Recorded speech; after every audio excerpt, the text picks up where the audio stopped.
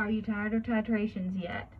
Now, you'll probably be relieved to know that we are not going to go through all the calculations of doing a weak base with a strong acid.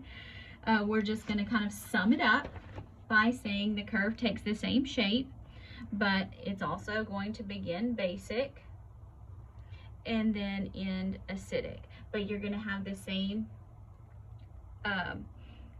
common points. You'll have your starting pH, you have your half equivalence where pH equals pKa, so remember that, pH equals pKa. At your equivalence point, your pH should equal, pH would equal,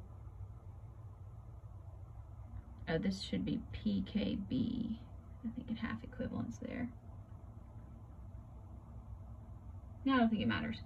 Anyway, well, your half equivalence point, acid equals base.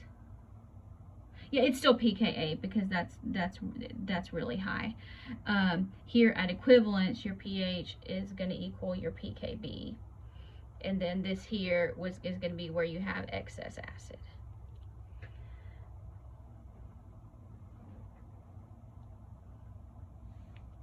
All right.